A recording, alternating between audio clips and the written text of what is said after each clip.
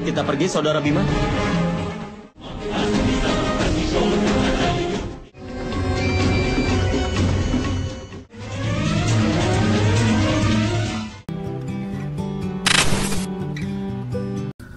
Di awal kisah, kita diperlihatkan di ruang utama Istana Hastinapura.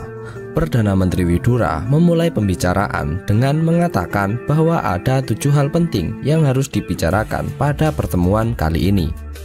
Sang Raja segera menyela dan mengatakan bahwa topik terpenting adalah hukuman yang diberikan kepada para pangeran. Lantas, Widura menyuruh yang lain untuk pergi dari ruangan istana. Bisma menjelaskan mengenai problem-problem yang membuatnya menghukum para pangeran itu. Bisma mengatakan bahwa para Kurawala yang memulai terjadinya pertengkaran ini. Tentu pernyataan itu membuat Raja Drestarasta tidak terima dan marah kepada Bisma. Demi membuat karakter yang baik untuk para pangeran, Widura menyarankan agar para pangeran mendapatkan pendidikan. Drestarasta mengatakan bahwa maka harus ada Brahma yang mampu menguasai semua kitab untuk mengajar para pangeran. Tiba-tiba Arjuna datang ke ruang istana. Dengan tergopoh-gopoh dan bahkan lupa meminta izin, Arjuna meminta maaf dan menunjukkan ranting dari Begawan Drona kepada kakek Bisma. Aku mau tunjukkan ini pada kakek. Adegan pun berpindah. Di lapangan, Bisma sedang menipati hidangannya. Yudhistira, Nakula, dan Sadewa sedang berlatih yoga. Duryodhana dan Dursasana mendekati Bima dengan makanan yang ada di tangannya. Dengan siasat, Duryodhana mengatakan kepada Bima bahwa mereka ingin melupakan perselisihan dan mengajak berdamai. Tentu, awalnya Bima merasa curiga dengan sikap Duryodhana yang tiba-tiba baik kepadanya. Akan tetapi, dengan segala tipu muslihatnya, ia pun berhasil menghasut Bima untuk ikut dengannya. Duryodhana mengajak Bima ke suatu tempat untuk menikmati makanan yang sudah disiapkannya. Tempat itu adalah Pramukti. Kita pergi, Saudara Bima. Ayo.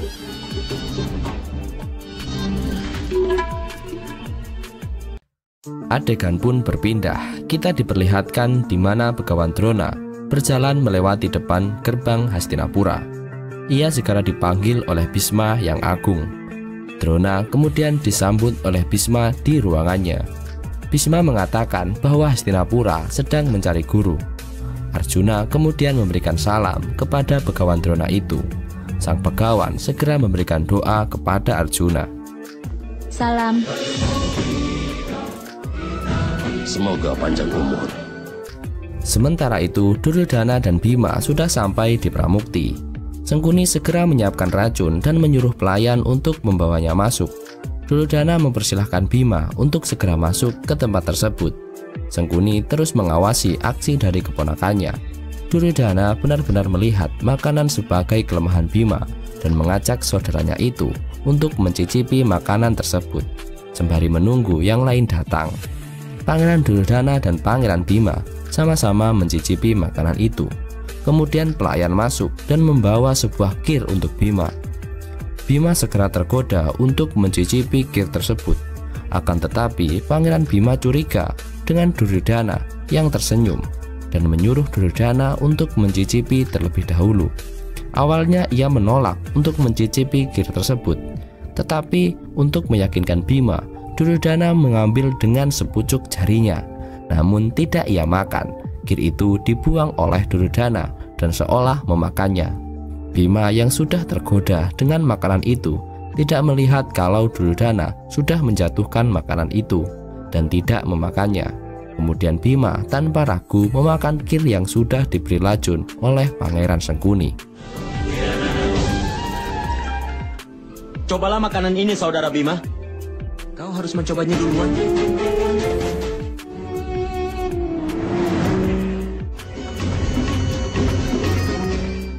Di kerajaan Hastinapura, Kunti merasa ia mendapat firasat yang buruk. Pangeran Sadewa mendatangi ibunya dan mengatakan bahwa ia juga mendapat firasat yang buruk. Dan ia mencemaskan kakaknya Bima yang sedari tadi tidak kelihatan. Lantas Dursasala mengatakan bahwa ia tadi melihat Bima bersama Duryodhana. Gandhari mengatakan bahwa jika bersama Duryodhana, Bima pasti akan kembali. Tetapi Kunti tetap merasa cemas. Kunti menyuruh Sadewa agar bersama Arjuna untuk mencari Bima. Pergilah. Iya, Bu. Di Pramukti, Bima telah meminum kir yang sudah berisi racun. Di saat itu, Bima merasa pusing dan sempoyongan hingga terjatuh setelah meminum kir dari Duryodhana. Duryodhana merasa bingung karena Bima terjatuh dan seolah mati. Dia menjerit sejadi-jadinya dan memanggil pamannya.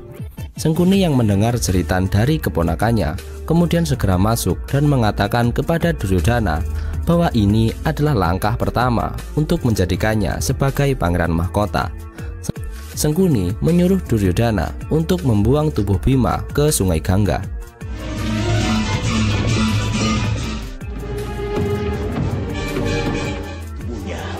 Ke Sungai Gangga. Sementara itu, Duryodhana dan Sengkuni menyeret tubuh Bima dan membawanya ke pinggir Sungai Gangga. Tiba-tiba Arjuna datang dengan kudanya. Duryodhana dan Sengkuni segera menyeret Bima ke belakang gubuk dan berniat akan menjatuhkan Bima dari belakang. Setelah Sengkuni bersembunyi, Duryodhana dan Bima jatuh bersama. Arjuna yang mendengar suara air langsung menghampiri tempat itu. Tetapi Arjuna tidak menemukan apa-apa. Sedangkan di dalam air, Duryodhana terus mendorong Bima sampai ke dasar Sungai Gangga.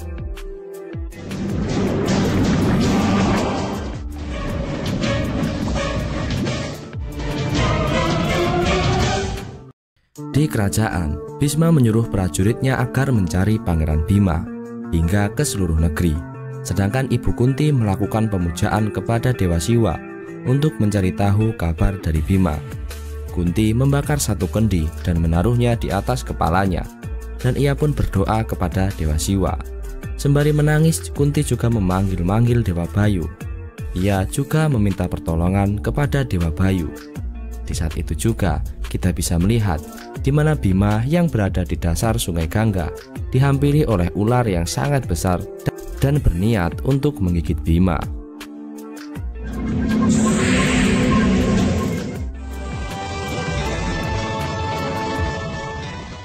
Adegan pun berpindah di ruang istana Hastinapura. Raja Destarasta dan Bhisma bertanya mengenai Pangeran Bima kepada Pangeran Duryodhana. Bhisma mendatangi Duryodhana untuk menguji kejujurannya. Dengan terbata-bata, Duryodhana beralasan bahwa ia tidak bersama Bima. Di tengah pembicaraan itu, tiba-tiba Pangeran Sengkuni datang dengan tergopoh-gopoh. Ia langsung menangis di hadapan Raja Destarasta. Pangeran dari Gandhara ini memberikan kabar bahwa seorang pemburu menemukan hiasan milik Pangeran Bima di sarang macan. Berita apa yang kau bawa, Pangeran Gandhara? Bukan hiasan-hiasan ini. Sebenarnya apa maksudmu, Sangkuni? Milik Pangeran Bima. Sedangkan di kuil kerajaan, Kunti mendapat pertanda buruk dari Dewa Siwa. Kendi yang ada di kepalanya terjatuh dan membuat Ibu Kunti langsung menjerit-jerit dan memanggil anaknya Bima.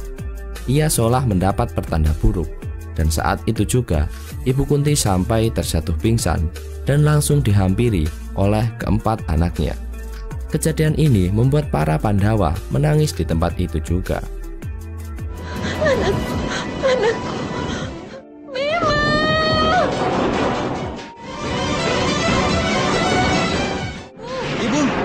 Ibu! 13 hari sudah berlalu. Bhisma bersedih atas kematian Bima.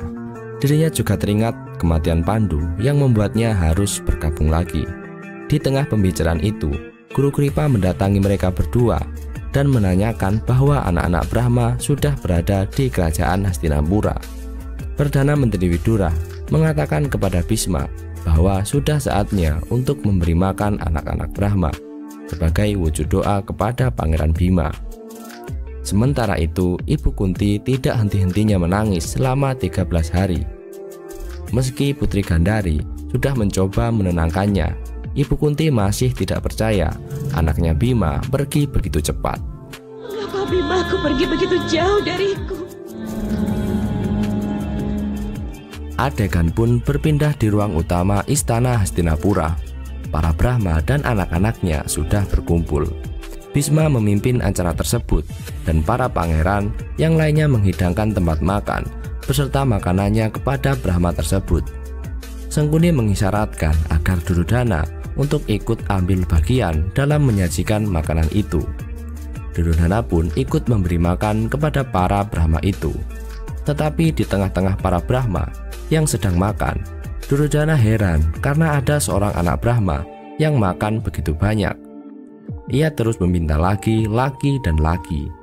Bahkan ketika Brahma yang lain sudah kenyang, seorang Brahma ini masih belum selesai untuk makan.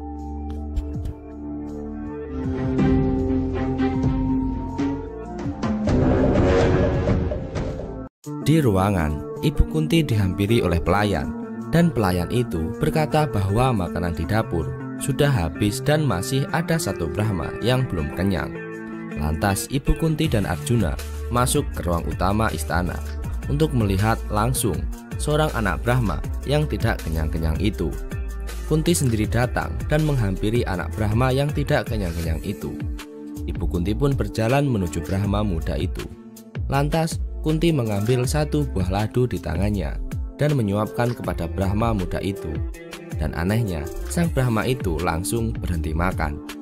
Namun yang lebih mengejutkan, sang Brahma yang tidak kenyang-kenyang itu membuka penutup kepalanya, dan Brahma itu adalah anaknya Bhima yang sudah pergi selama 13 hari. Ibu, aku sudah kenyang. Anakku. Pangeran Bhima kemudian menceritakan ketika ia berada di dasar sungai Gangga.